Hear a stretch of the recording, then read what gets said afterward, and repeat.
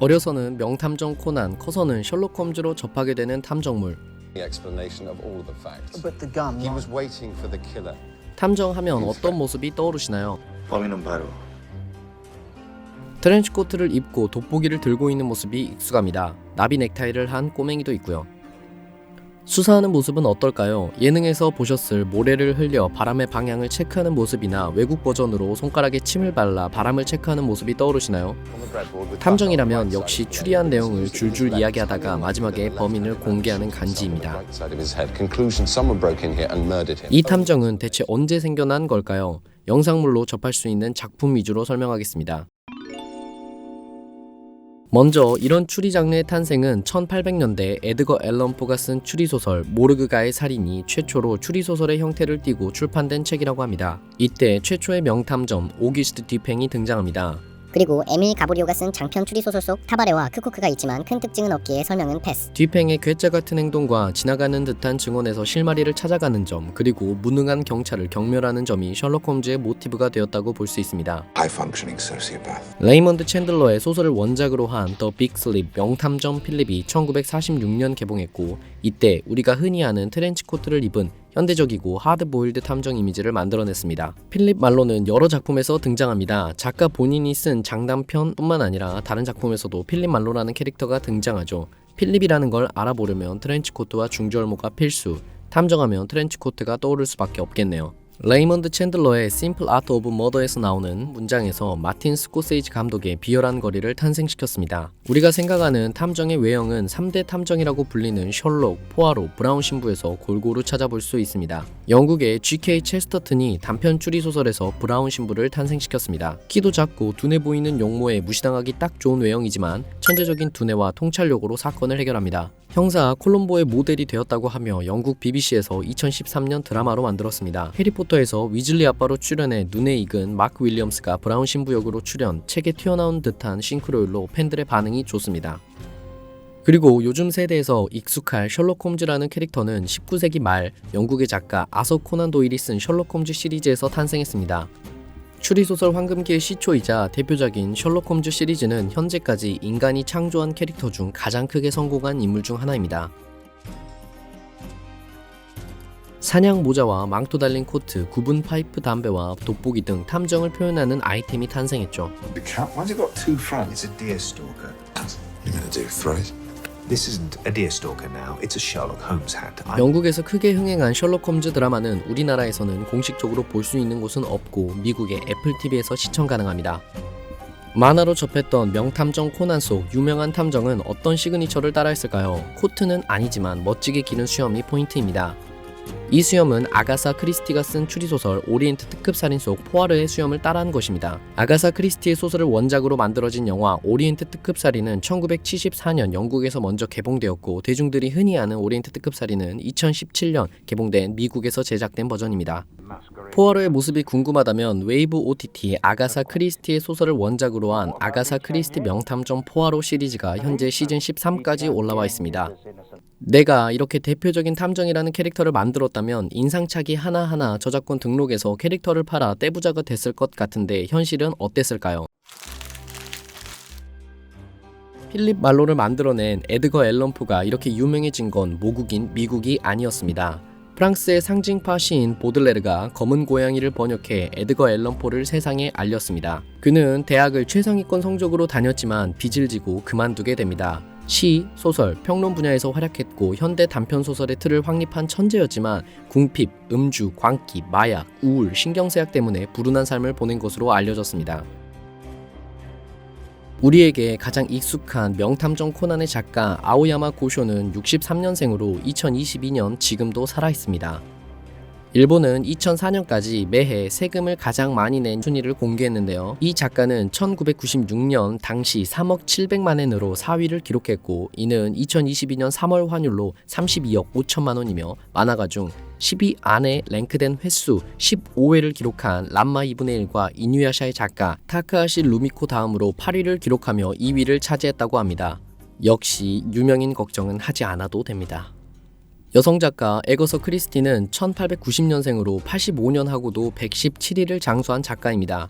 애초에 그녀는 미국인 사업가인 아버지와 영국 귀족이었던 어머니 사이에서 상류층으로 태어났고 아버지의 투자 실패로 가정 형편이 흔들린 후에도 음악과 독서에 관심이 많았던 그녀는 1912년 글을 쓰기 시작해 추리소설가로 자리 잡았습니다. 미국 미스테리 작가 협회의 최고상인 그랜드 마스터상을 최초로 수상했고 대영 제국 훈장까지 받았으며 여성 최초로 영국 추리협회 회장, 여성으로서 추리소설계에 어마어마한 업적을 남겼습니다.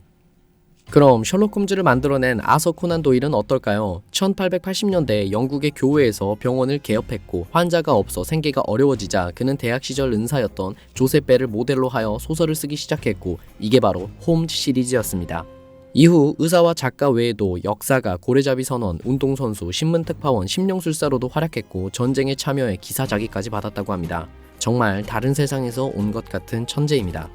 에거서 크리스티와 코난 도일은 같은 시대의 작가이기 때문인지 독특한 인연이 있었는데요. 에거서 크리스티가 남편과 말다툼을 하고 가족들에게 잠시 드라이브를 하고 오겠다 말하고 집을 나갔는데 다음날 아침 그녀의 차가 채석장 근처의 호수 옆 풀밭에서 면허증과 옷만 남기고 주차된 채로 발견되었습니다. 이 사건에서 아서 코난 도일이 자문역으로 수사하였습니다. 차가 남겨진 자리가 기차역 근처라는 것을 보고 그녀가 기차를 탔을 것이다.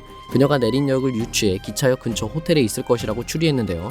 그리고 3일 후 그 역 근처 호텔에서 누군가의 제보로 발견되었습니다. 발견 당시 에거서 크리스티는 자신이 누구인지 기억하지 못했습니다. 숙박한 이름도 남편의 내연녀 이름이었고 연락을 받고 온 남편을 만나자마자 남편이 아니라 오빠라고 주장하는 등의 이상한 행동을 보입니다. 이에 대해 이혼 이야기가 오가던 남편이 벌인 짓이 아니냐라는 말도 나왔는데요. 추리소설의 여왕답게 바람을 핀 남편에게 골탕 먹이려 한 것이 아닐까 추측하는 사람들도 있습니다. 이 사건은 한국에서 아가사라는 뮤지컬로 제작되고 영국 국민 드라마 닥터 후에서도 등장합니다. Discovered her husband was having an affair.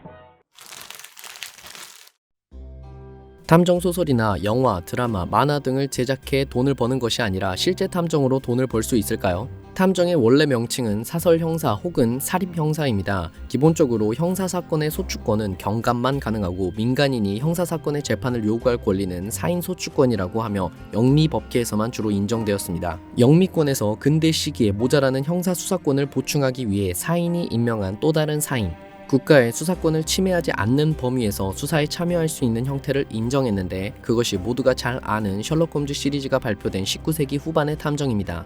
대한민국에서는 1970년대 이후 국내에서 신용정보법에 의해 자신을 탐정이라고 소개하거나 사설 탐정업을 하는 것이 금지되어 있었지만 2020년 8월 5일부터 탐정이라는 명칭을 누구든지 사용할 수 있고 탐정업이 합법화되었습니다. 2012년 국세청에서 미국의 사설 탐정 업체에 3,300만 원을 주고 비밀 계좌 정보를 입수해 역외 탈세범을 잡아낸 적이 있습니다. 사설 탐정 회사는 어떤 방법으로 정보를 입수했는지 국세청에 밝히지 않았다고 합니다. 대한민국은 탐정의 평균 연봉이 밝혀지진 않았지만 미국의 경우 평균적으로 6천만 원에서 1억 3천만 원 연봉을 받는다고 합니다. 탐정이 되고 싶다면 자격증을 취득하면 됩니다. PIA라는 탐정 민간 자격증으로 경찰 경력, 특별한 전문 교육 없이 이 시험만 합격하면 개업까지 가능하다고 합니다.